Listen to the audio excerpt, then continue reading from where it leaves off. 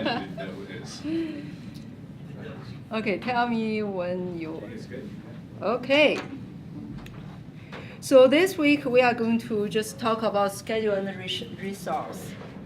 I already talked about that last semester. So this semester I just kind of, some part I will briefly repeat, but mostly I will just add to some new information.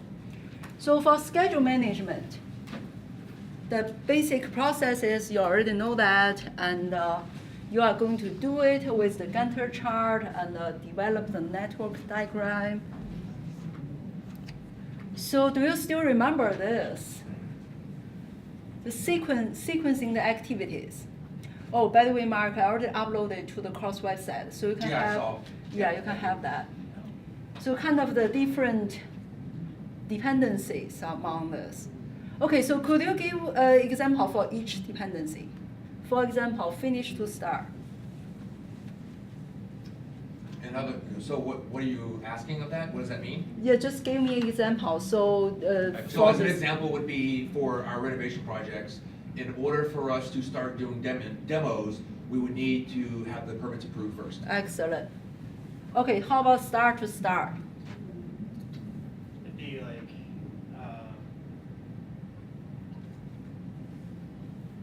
drywall going up while texturing is going on a construction job. You know, they could start at one end and start hanging drywall, and as that's going up, they can start it, you know, putting texture on it at the same time. Mm-hmm. Kind of two activities start at the same time, right? Okay. How about finish to finish?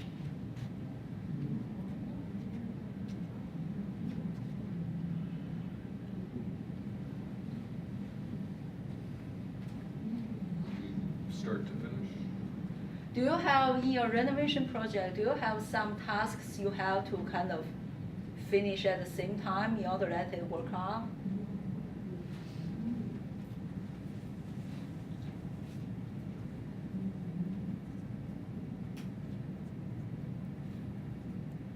It'd be like the final delivery. Could be. Mm-hmm. Or for example, I have to finish writing before I finish editing, something like that, right? You have to kind of get both of them done. The last dependency is kind of very rare. So lead and lag, still remember that? Here talking about, so complete the punch list, and here with the 2 weeks of lead of a landscape building lot. What does that even mean? It means while they're doing the punch list on the interior, at the same time you're doing landscaping outside the building. Yes, exactly. Okay, so how about this one? How about lag?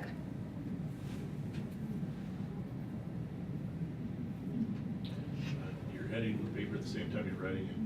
Yeah, but you have 15 days kind of delay, right? So the second task ends with 15 days of delay because you have to write certain sections and finish certain sections, then we will start editing, right? Okay, good. So you haven't forgot all of this. So here is the network diagram. So remember last time I told you kind of pay more attention to the kind of activity. For example, the final point here. Several tasks kind of fan into this final task. So this is kind of the crucial point. And you have the point like this, for example, C. You have 2 tasks going in, and then you have other tasks following. So that's kind of the crucial point.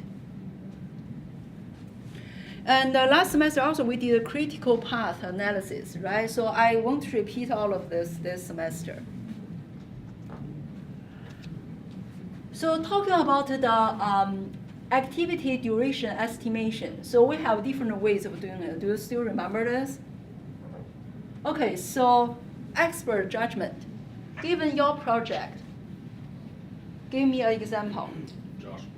Okay, yeah. Right? So he gave, now we are talking about schedule estimation. So Josh may give some example of duration based on your experience, right?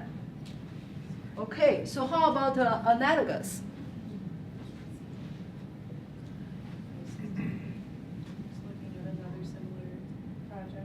Exactly. You look at another similar project and you give the estimation based on what happened to that project. Okay, how about the paramedic? Is it like a combination of multiple projects that could be used? Is that, I think, right? Okay, anyone else? Breaking it down by price, is it where you actually do the research to figure out exactly how long something's gonna take and how long it's gonna cost? Yeah, for example, like, let's just give a rough example. For example, if you do like 10 square feet of the wall, you can do it in 1 day. Now you have 60 square feet. So you probably will do a little bit of math. Oh, I probably will do it in 6 days, something like that. Extrapolating that. Uh-huh. So 3-point estimating. That's where you give them a worst case scenario, best case scenario, and the more, something right in the middle that's what Yeah. most likely or Okay. most likely outcome. Yeah, and then how do you do it? There are 2 ways, right? So one way is 3. Guesstimation. One is add them together and divide by 3. Another way is you give We chart. the most likely, you give it 4 times, and then you add all of them together, divide by 6, right? So you you consider the risks for this task. So that's why you have the best scenario, the worst scenario, so you are considering the risks, right? Okay, bottom up. Example. WBS, break it down to 100%, so now you can actually cost estimate from the bottom up. Yes, exactly. But what about scheduling for that? Schedule too. Yeah, you break down all the tasks to the lowest work package and then to the activity list, and then you kind of estimate each one of them, and then you add them up. Alternative. Would that be looking at other people's information? Say it again. Would that be looking at how other people have done it in the past, not associated with you? Probably not quite yet. Yeah, so here is mainly, I think, for example, this probably may not be a good example. It's buy or make, buy versus make. So that kind of analysis. This part, do I want to buy it or do I want to just make by our own company? So that's kind of the alternative. Either sub it out or build it in-house. Uh-huh, yes. And reserve analysis.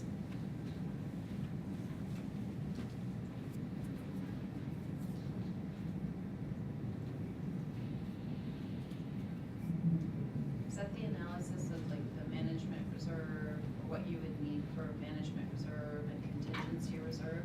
Mm-hmm, yeah, yeah. And how much reserve do you have, and how much you are using it, and what's the future kind of plan? What are the reasons you use it? Is that what Uh-huh. you mean? Yeah. like, Yeah. What are the metrics for when you start using that reserve? Yeah, yeah, exactly. So here we talked about this last time, but this time I put it here is to remind you again for this for your renovation project. You may land in certain area in this map. So the worst scenario is kind of you have no experience and no data.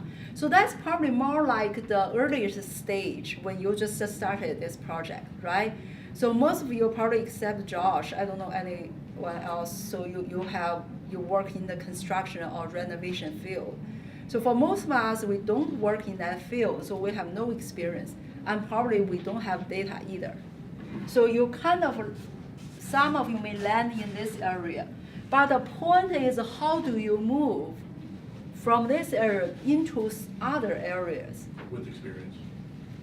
So for example, you don't have experience, then you recruit Josh, the people who have experience. That's one way to move out of the area with zero experience, right? Oh, another way is you do research, right? So you research and you find more data to help you. So then you move to another area. So that should be the data area. So that will be this published information. So you go and you find it and you get further data. The ideal is kind of you move toward this direction with both data and experience, right? So I think your groups now is kind of are working toward this direction. Either you have people with experience on your team or you are doing research to get further data and the information.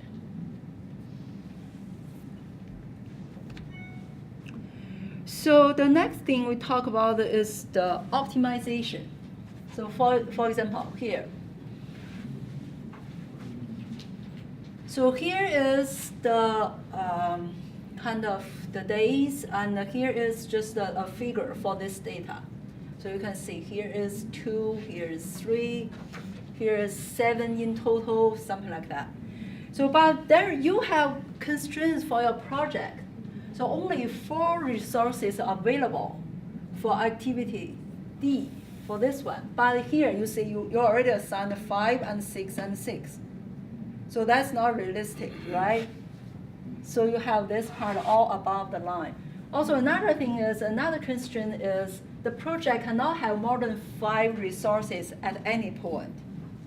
So you can tell here's the line of 5 and you have some above the line. What are you going to do? So first of all, you are going to do the leveling. By leveling, you kind of, for this, you have to change them, divide them by maybe give 1 more day, give 4 resources for each one. So you kind of level this part. But then you find out after the leveling, and you still have, so 6 plus 2, you have 6, right? 4 plus 2, you have 6. But you already said you can have no more than 5 at any certain point. Here you have 5, here you have 5, so no, actually here you have 7, right? So then you have to do another round of smoothing to make them within the level, under the limit. So given this, so you have to do leveling and then smoothing. These 2 techniques is kind of, for the leveling, sometimes it may alter the critical path. So you have to be careful. When you change the critical path, some tasks were on the critical path may not on it anymore. So you have to be aware of that. But for smoothing, normally it doesn't change the critical path. It just lengthens the amount of time that it takes to get through the critical path. That's basically right. I mean, Instead of allotting 4 days for it, allots 5, and instead of 6.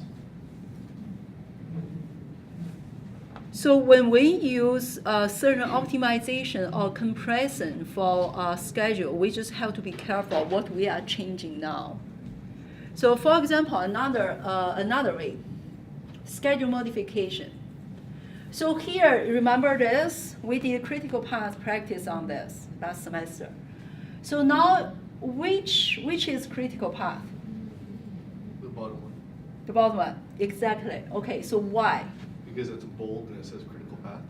Okay, besides that, besides I told you the answer. I mean, Well, no, it's because if I remember correctly, to get to the end of A, you're at 5 days. Obviously, C starts on day number 6. B can be left off if necessary if there's an available delay there. You have Yeah. 5 days in between. right, the flow. D and D. exactly, the float, right? So you guys were talking about the float. So here the float is 0.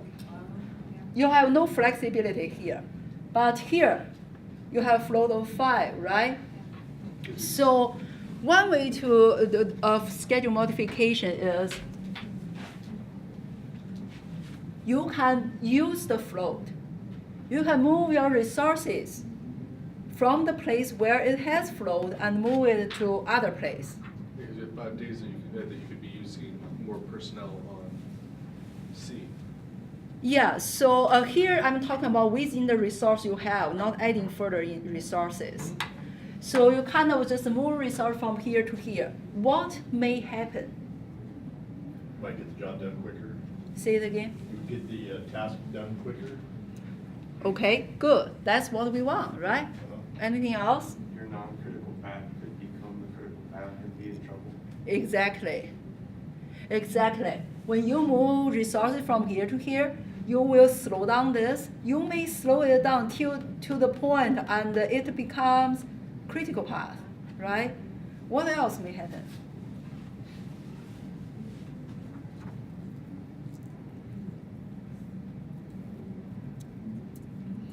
If your resources are personnel, they may not be properly trained, adequately trained to do the job properly. Exactly. So you're gonna have, you may have a decrease in your final output's quality. Yes, exactly. So here maybe, for example, building the wall. And here maybe, I don't know, install a window or something. Or how about this, how about the electricity, working on the outlets on the wall. So you move your resources, but they may not be well trained for the certain tasks, right? So that could be your risk. You still have same number of people, but you may slow down the process, right? Okay. So another way. So here so that's why I keep pushing you. So for your WBS, well, I want you to work till the lowest level, right? So you get your lowest level of work packages and activities. Why that? For example, here is an activity, building device. So then you give the time, like, for example, 4 weeks. How about 4 weeks for this? And now you are under pressure. You need to kind of compress your schedule. What are you going to do?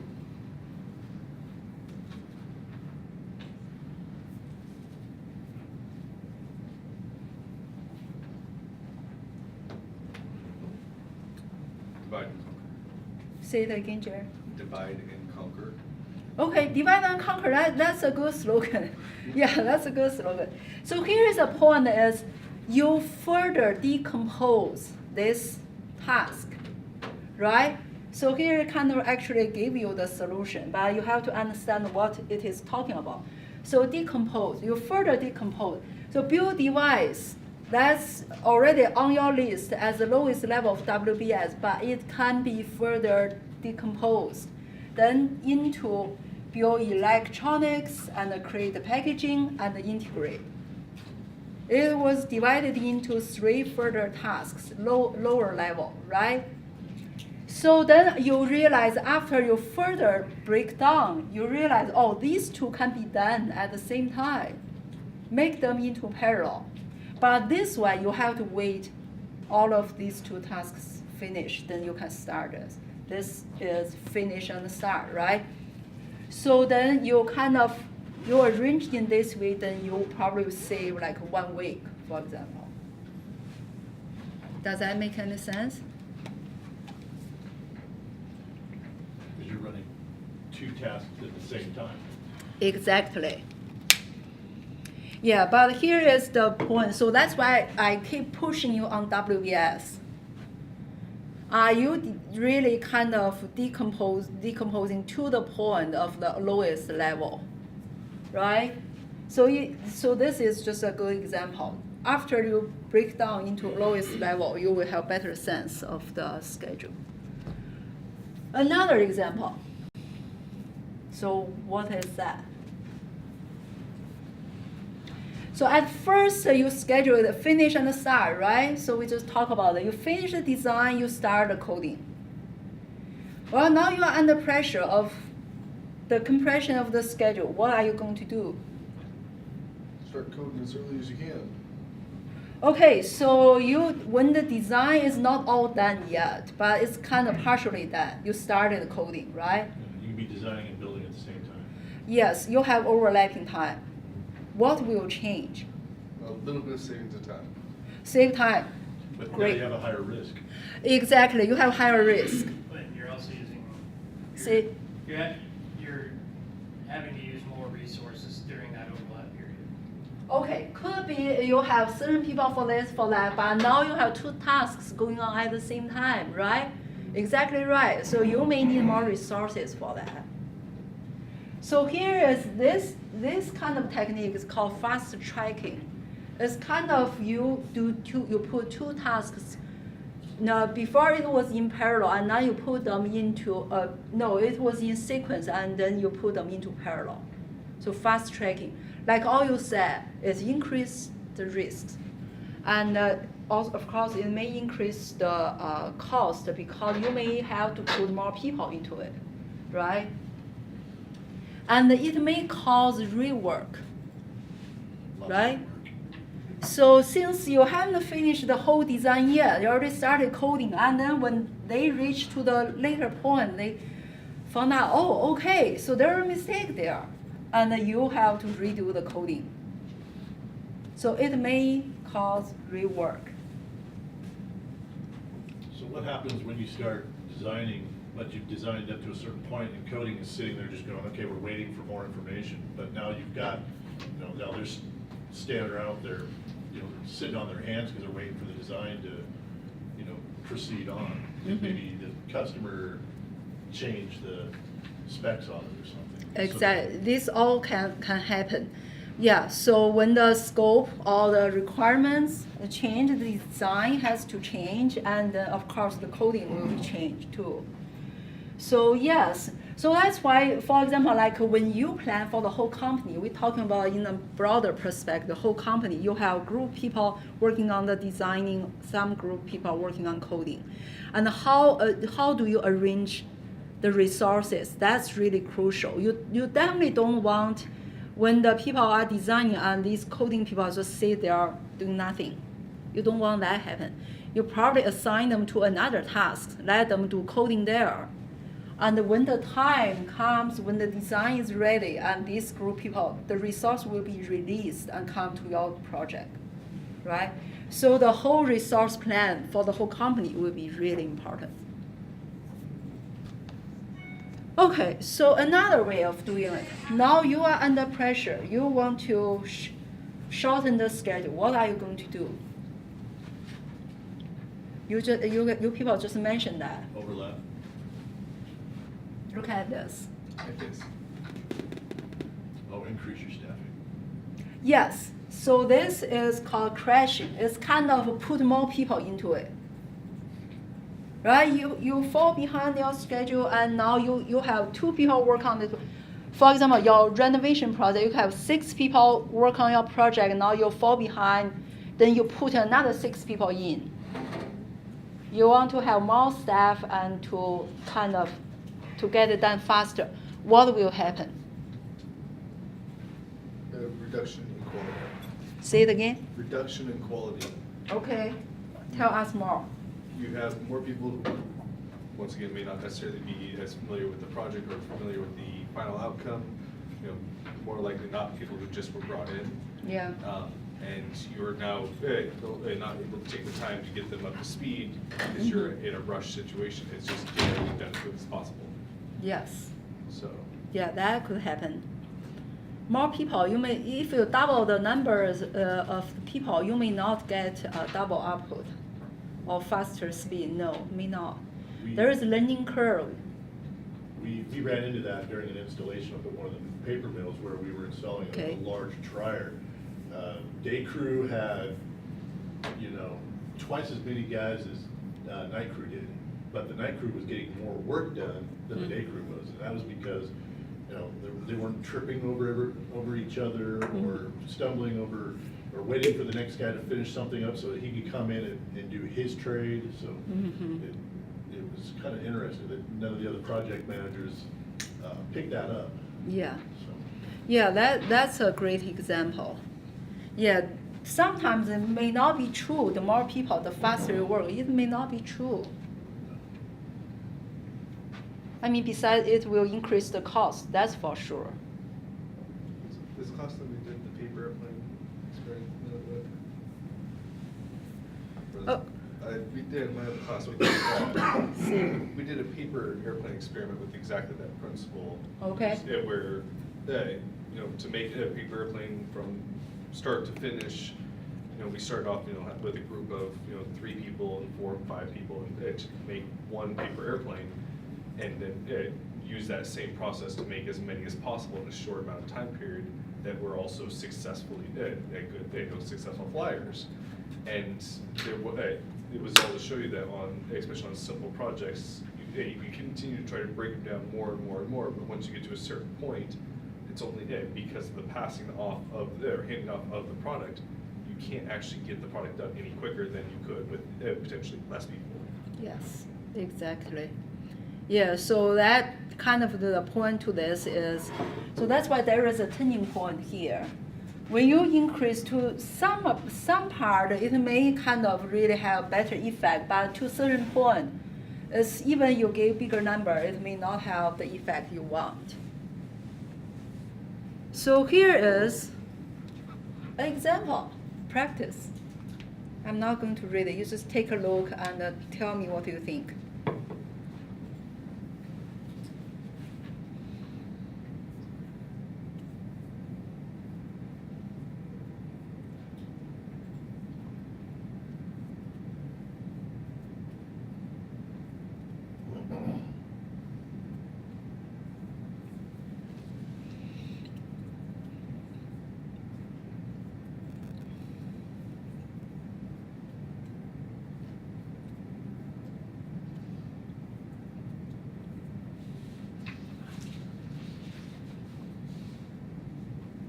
Any idea, Brian?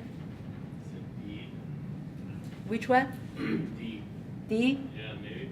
Okay, anyone else? I'm thinking C. C? Okay, I heard C. Anyone else? I was gonna Different? say B and D. I was leaning towards C, but I.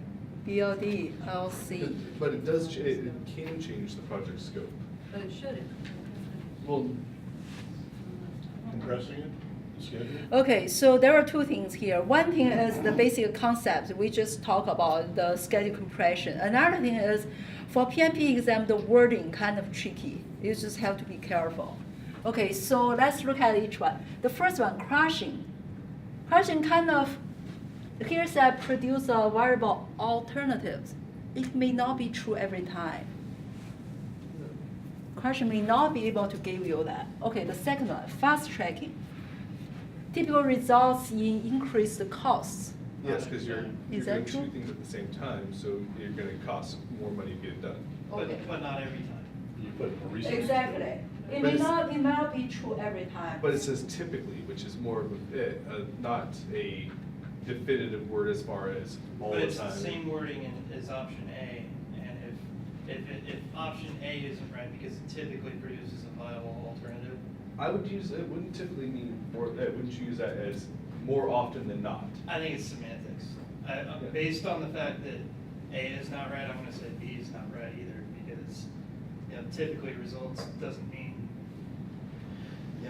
even. Fast tracking here is kind of, actually in the previous example, when we talk about fast tracking. Right, I think it does. Didn't it say increase? This one, talk about fast tracking.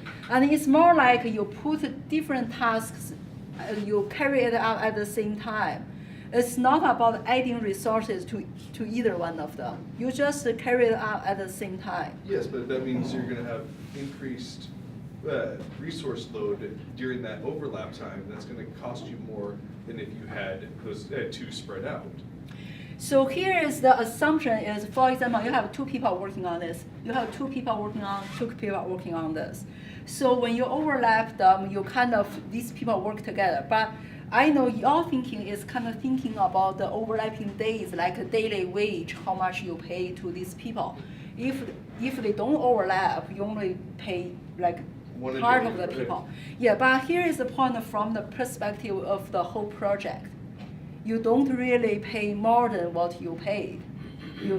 In this way, I mean, it's still kind of, so it doesn't increase, typically, it doesn't increase the cost. But like you all just mentioned, it actually, normally it increases the risks. All right, so it doesn't increase the cost, it increases the risk. Uh-huh. I mean, it doesn't typically increase. So for crashing is kind of, here is crashing talking about, here said it results in increased risk. But for crashing, what is, I mean, typically, because you add more stuff to it. So actually, typically, it increases the decrease cost. quality. the Right. cost. Well, Pay there's you. cost. But may not be the risk. Don't change the scope at all, right?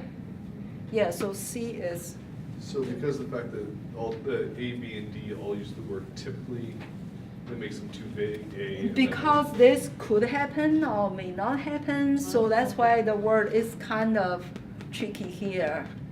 You can never say for these three, you can never say any of the case as definitive. You can never do that. So that's why when they use different word, really kind of, you have to consider all the possibilities. It's tricky. So resource management, these six processes.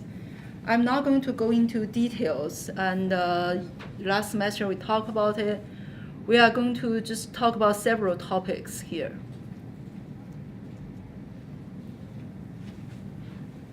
WBS, OBS, RBS, RAM, RACS. So we will look at, just briefly look at each one of them. Of course, you know the first one, work breakdown structure. So this is just an example. For yours, you are doing now, you are doing it in MS project. The reason I ask you to do it in MS project is that you can just build upon it and then to finish your schedule for the next live lab.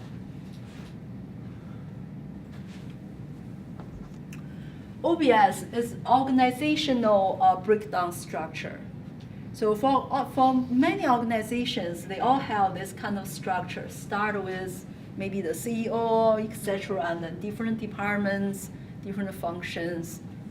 So it's organizational breakdown structure. Resource breakdown structure. So here is your project. Remember last semester we did actually the fishbone analysis. We used the similar resource. So the personnel, material, and equipment. Right? So then you further break them down.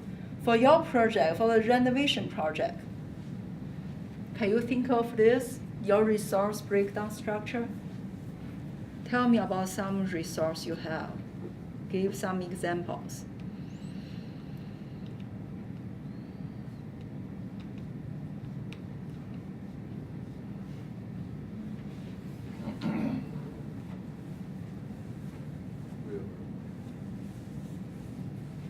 Money? Or, labor? Now that we Or talk about the resource, Resources, like, it's up there, so materials, right, like yeah, our materials. building materials. So you may have many, I mean, Oh, for right, sure more than, flooring and Yeah. walls, electricity. wires, Yeah. yeah. Any equipments you need for project? I don't know. Oh, well, we need, tools to do work, and then, Mhm. but there are also pieces of equipment like computers that we use to manage the project. Okay. Like remember we had like a power strip, we need like the lighting and the tools for the, is that what we, Spider is that what we boxes. need? Yeah, like the Mhm. spider boxes and Yeah, yeah. You will- on site. You will Power. need tools. Yeah. Temporary lighting. Right, yeah, temporary lighting. So also the personnel. So here you have different roles. So Jer and Chris talked about, with the number of people on the group and how do you divide the tasks. So yes, different people may work on different parts, or different people may work at the same time, or maybe some people work more on first week, some people work more at the second week, etc. So, but one thing I'm not going to let you do a self-evaluation at the end of this class, not this semester, this class. But I still, because I already set up all the grading rubrics, so I'm not going to let you do a self-evaluation. But one thing I still need to do during your final presentation, I still like to know the percentage of each person's input to the project. My point is I encourage all of you fully participate. And also in the project charter, if you read it carefully, there is one responsibility from the project manager is to make sure you distribute the tasks evenly among your members.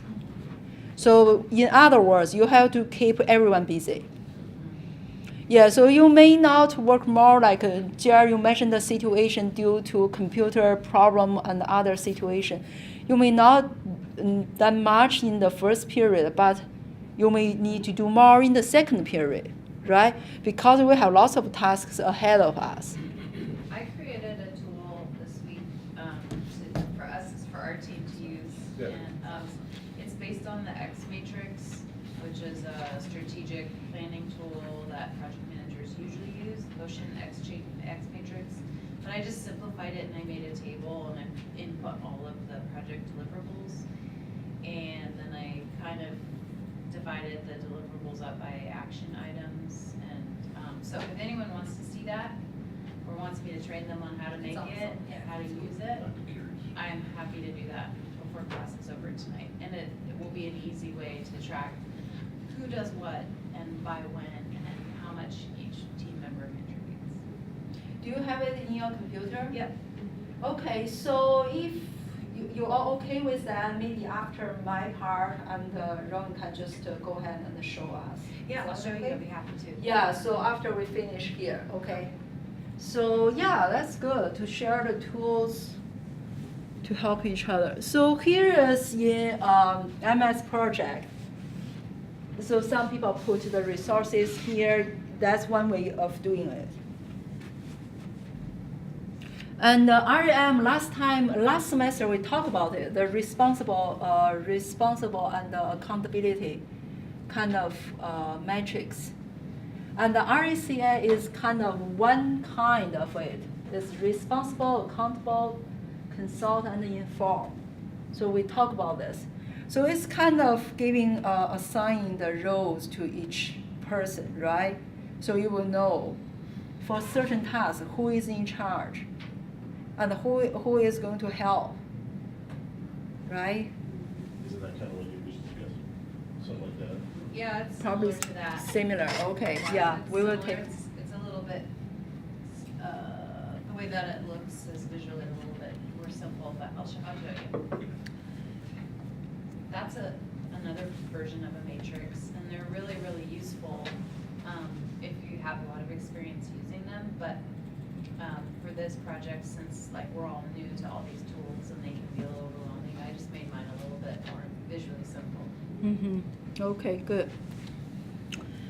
So for the resource, there's one thing we kind of talk about, develop team, that's the communications.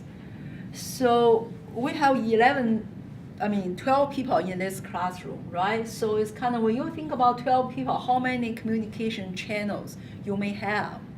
Actually, that's a lot. So according to this, it's kind of 12 times 11, and then divide by 2.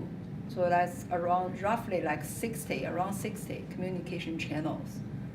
So just think about it. So with your team, you have a team of 5 or a team of 6. Just think about, imagine all the possible communication channels.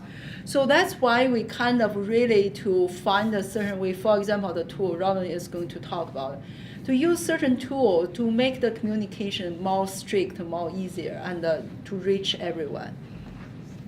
Here we talk about it. Actually, you just shared at the beginning of the class, you are experiencing this. So this is kind of the stage, forming, storming, and norming, performing, and joining. So some people argue, so Tuckman's stages, some argue it's kind of, hey, come on, it was kind of invented like 50 years ago, half a century ago. It's too old, it's out of date, it doesn't work. But there's also kind of integrated with the situational leadership from Blanchard. So when you're including this, like you use coaching, directing, delegating, supporting, so you kind of integrate all of this together. This is not a strict form or formula for you just to fit you all in, no. But what you shared is kind of, you were experiencing some kind of forming. Okay, we got into this group with people of 5 or 6. We try to kind of make sense of it. And you may have conflict among your team members. And then actually for you, from your deliverables, I mean, it's kind of, I saw some kind of part of the examples from your team. So I know you actually move very fast from this stage to this stage. Now you are mainly in the stage of norming and performing. The reason also because you, as a cohort, you have been together for more than a semester, right? So here is your second semester, is that right? So you already kind of work on this, and when you get into groups, work on new projects, you're still experiencing this, but you move out of them faster. And the more you get to the point of performing kind of earlier.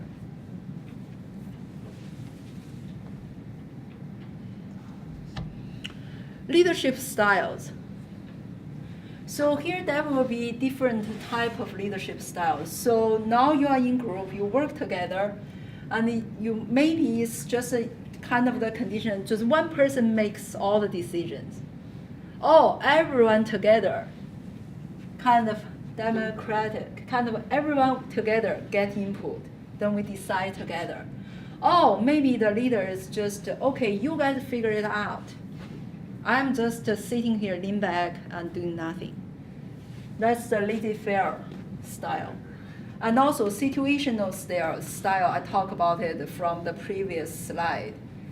It's kind of based on the situation. So at the beginning, after you just form the group, you may have give more coaching instruction.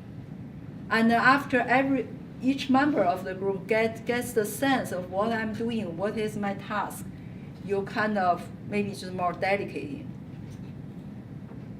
And the transactional and the transformational kind of style based on reward system. So, and also there is different theories about developed teams. So-called theory XYZ. So let's take a quick look. These actually will be in PFP exams if you are interested in taking that. So these all leadership theories, all of these theories, actually they are based on certain assumptions. They are based on certain assumptions. For this theory, theory X, it's kind of people are only motivated by punishment. Theory Y, people are motivated by kind of performing their best. They always want to do their best. Theory Z is loyalty is really important. So it's kind of lifelong jobs, something like that. So my question, what is my theory for this class? Servant leadership. Why? What did you say? Servant leadership. Uh-huh, yeah, that's true. And JR talked about the why, exactly, because I assume you all want to do your best, right? Alison, you were going to say something? No, go ahead. Okay. Yeah, so when you go into a group, no matter as a group member or as a leader, you always have your own assumptions, right? So what's your assumption? You need to know what assumptions you have here. Then you will make sense of why I'm doing this, right? Why I'm watching every move from all of you. Because my assumption is you don't want to do good. Your perform, you're only motivated by punishment. I have to watch you closely. Oh, I assume, okay, you just want to do your best. I just encourage you, give you the environment, give you the tool to do it. So it will be totally different approach. This you may already know Maslow's hierarchy of needs. So it's kind of different people at different stages. And people may, during the same month, people may jump from one stage to another. So this is just give us some general structure for the leadership theory, for our assumptions. It is not formula to really fit people in.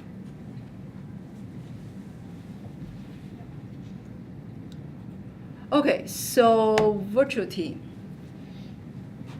So did any group do Zoom meeting for this project? This group did. The Chris group did too. Okay, so all of you did. So you are actually, this is a face-to-face class, but you are actually, in order to carry out the project, you are doing a virtual meeting, so you are forming this kind of team, right? So here there is a study of 101 virtual teams. So this research kind of talking about evaluate the impact of the traditional hierarchical kind of leadership approach and the structural support and also the team performance. So here is, you look at it. So structural, hierarchical, shared, and here is the output is we talk about the team performance. So here is about how the team virtuality is talking about how often they meet online, or they can have the chance to meet face-to-face or not. So the higher of this is more online, okay? So it's the team virtuality. Could that also be considered emails and texting? Mm-hmm. Yeah. Yeah. So then the results is really interesting. You see this, look at this one. This one is the team with high virtuality. That means these people, probably online meeting will be the only way of their communication. And they are far away from each other. Their background are so diverse. So this one, and this one, when you have, here's the performance. When you have higher structural support, the performance will be better. So structural support is really important for virtual team. So here, another one, look at this, is hierarchical leadership. Hold on, let me finish this. Yeah, hierarchical leadership. So for the low virtuality team, actually the more hierarchical leadership, the better the performance. So that means these people kind of low virtuality, that means you have more possibility of meeting face-to-face, or you have more similarities. So then the hierarchical leadership work better. Robin? By high structural support in the first graph, did you mean that the high virtual group has structure to their meetings, like an agenda? Is that what you mean by structural? Actually, your tool will be a good example of that. What? The tool you are going to talk with us. Yes. Yeah, something like that. So you have certain tool and you can divide the roles or the responsibility clearly assigned to each team member. That's kind of structural support. And you have clear goals for the project. And you have clear responsibility and the tasks. And you define every role clearly. And then you have clear timeline for each task, right? So that's kind of the structural support. So that actually works better for the virtual team. Another thing is about conflict resolution. There is, I think you will have that class, conflict resolution. If you, no, you don't? Okay. So actually there is one class just talk about conflict resolution. I just go over it really quick. So forcing is kind of, another word is move against the people.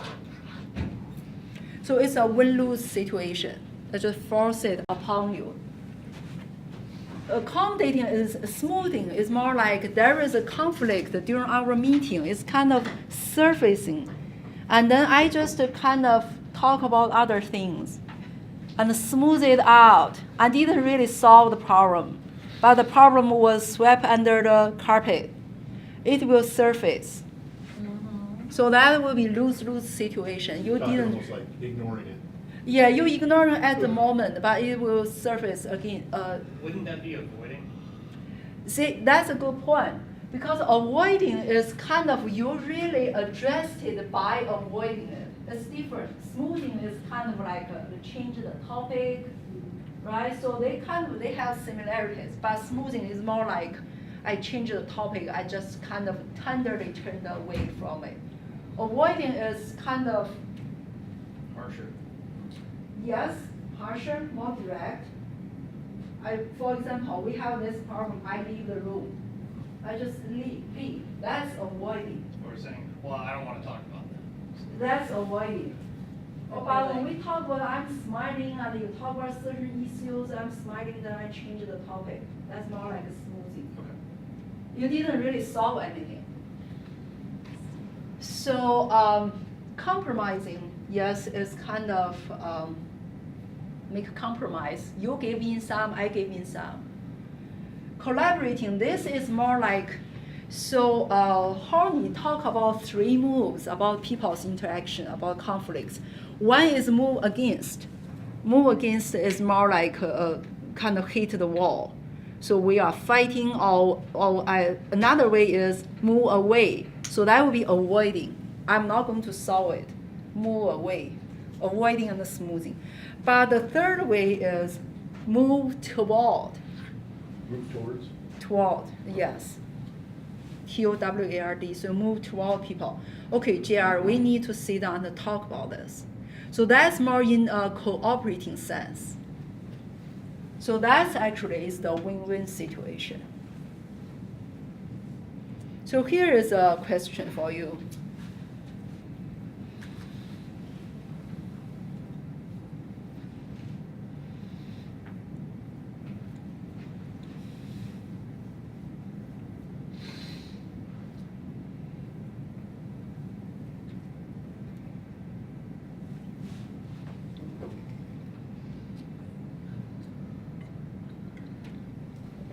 What do you think? You're going to say, Robin? I would pick the option 3, that's what I would read. Okay. Are you experiencing this in your current project? No? Okay. No, we haven't had any gas explosions yet. Yeah, I mean, probably not that part, but it's kind of the debate about the type or the quantity of resources. Well, you probably will come to it because the resource budget will be left 3. When it will come to the point of budget, you may encounter this. But the point is when they have disagreement among themselves, right? So what resources we are going to use, how much is it, how many of it? Then yes, you need to do further research. Remember the 4 areas we talk about from no data, no experience. So here, doing further research, you are actually moving out of the zone with no data, no experience, right? So you are moving toward with further data. By investigating everybody around it who would have that information. Yeah. To search the internet, ask experts among us, something like that. Okay, so Robin, do you want to come and share your tool with us? Sure.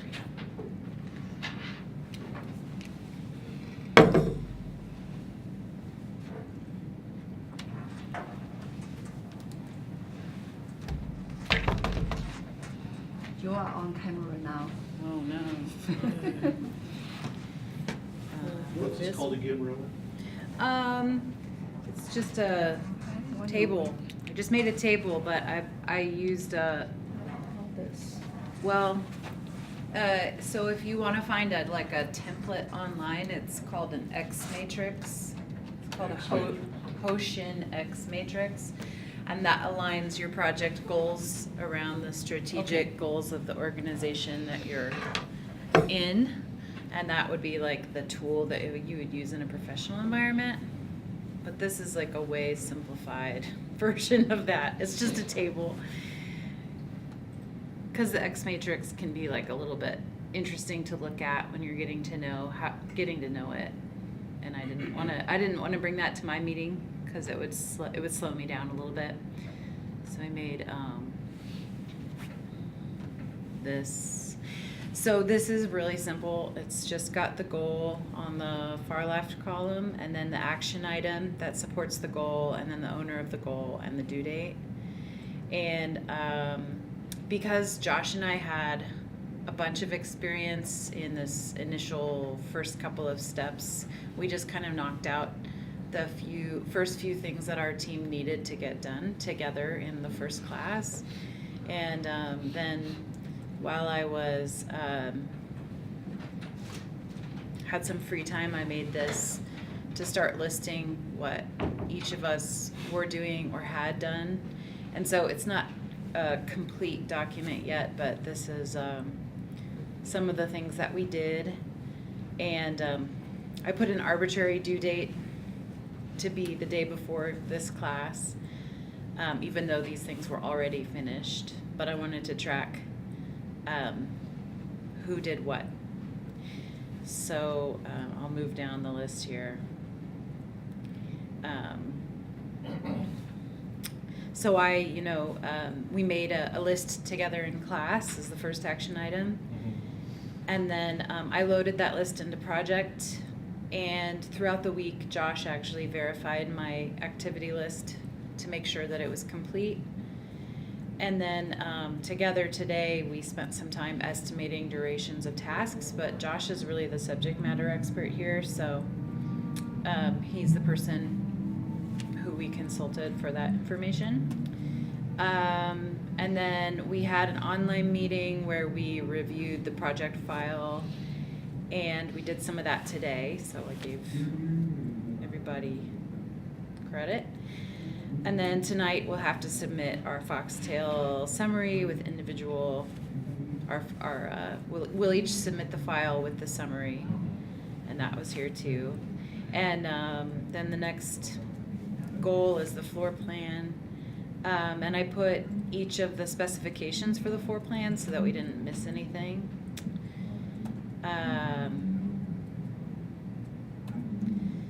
Like a checklist. Someone is busy. And then, I didn't get any further than that because I wanted to teach my team how to use this tool and let them choose the tasks that they wanted to complete. I'm liking it, at least it gives you kind of a, like you're saying, a little checklist of, and shows what everybody's responsible for. Yeah, and I just took the, so I just took the specifications from the syllabus and the rubric and I plugged them into the action items, knowing that as a team we could make sure that we covered all of these areas. So, yeah. Okay. And then I did make one other tool that if you guys want to see it, do you want to see it? The other one that she showed me was cool as hell, Yeah, it's with all the drop down stuff. it's a little crazy. So, this one. oh yeah. You showed me earlier. No, this We is, made a. This is our. Oh, sorry. Let me open up the right document here.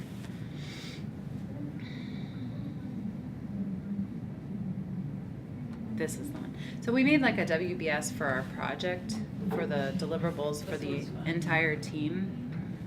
And we used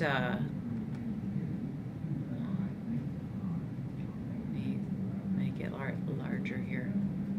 Wide view. Can you zoom in here? Oh, yeah, there you go. So this is like a WBS for the whole project. Like, Wow, it's not. it's not a, It's not the I don't, right hold way. on just a second. Let me see if I can modify it a different way. My project became, I think the program became a little bit overloaded, which is why it's freezing up right now. It was like, I don't know what you're doing to me. So, Oh, there we go. and then we'll view it this way with the web layout. Okay. And then, so I'm gonna go We made this in. So this was really easy, and I can show you guys how to make it if you want to It was. know. But this is like a step-by-step for all the things that have to happen. So at the top, it says, over in the center here, it says, Bruin renovation project and planning. Project management is my first column right here. And then there's the planning phase, and these are all the things that we're going to have to do. Gave us the charter, we submitted questions, we need to review the responses, create the work breakdown. The work breakdown needs to have task and durations, and then the next project will be the schedule for Life Lab 2.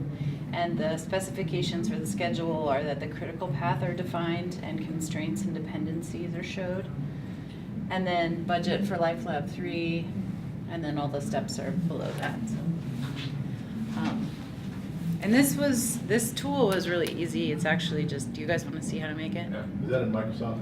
That's just in. Yeah, just in Word. Do you guys really want to see this? It's super easy. So you just go new and then blank, and then, so I went to, I think it was Smart Art, and I picked a hierarchical relationship. Oh, okay. And you pick the relationship, and then so there's this text pane where you actually enter the information. So you could pick project, and you can change the dependencies. So you go down and you can say planning, and you can like literally just change the dependencies by the tab button and moving this tab around, so you can change the structure and add layers upon layers with the tab button and put in whatever words you want, and then it gives you this graph, and it's just really fast. And there's all different kinds of structures that are available, so Okay. it's pretty simple. And you just type your text in the text pane and use the tab button, and it lines it all up for you. Okay, any questions for Rowan? Okay, this is really awesome. Thank you so much. You're welcome. Did you manually enter all that? Yeah, I mean, Allison and I did it together, but I just entered it into the text pane and then I kind of like looked at it while I used the tab button to make sure it was like, the hierarchy was right, but yeah, it took a little bit. Took up a little bit of time. Yeah, so this way of WBS is easy. This actually may not be exactly a WBS because she put down the certain factors you need to consider. So just to remind you so that you won't forget. So that's really great. But the point is this kind of structure really give you the sense of the different levels of the project, and you further break down. When we talk about the schedule compression, right, we just talked about that. So for example, one task, if you further break it down into several tasks, then you may make them, shift them from in sequence into parallel, and you will shorten the time period. So, but if you do it in MS Project, like I said, I encourage you to use MS Project, but you may lose the whole picture of this. It was helpful for me, Yeah, just it's putting visual it together help. and being Well, I able to look at it- organize things in my mind. It Yeah, also you seems know. like it would exactly. help a lot just for someone who maybe might not have the experience Mhm. in regards to the project that's being done. At least here, Yeah. it's being used as a learning tool for everybody else who doesn't have that experience in construction. Mhm. Well, this also gives people, like myself, a secondary option who don't have access to MS Project. As a different alternative to trying to complete the same thing. Well, it's not the same, right? You It's can get the close. same effects. Yeah, but Oh, ours the point is really Yeah. important. So here is, and also each level, yeah. So what's the rule for each level? Remember that? Right. 100%, exactly, 100%. So they divide, last semester we did a practice on the bicycle lane. So here you see they divide by project management and then proposal and then. I don't know This what- is the implementation of the Yeah, so they kind of divide the second project. or you call the first level, divided by kind of the stages. Or you can divide by, okay, so the office area, the observation area, or the storage room, you can divide by functions. And they divide by stages. So different ways of doing it. but you all need to follow the 100% rule. So this is excellent job, thank you. Thanks. Okay, Kinda geeked so, out on it. any other questions for now? If not, stop the camera and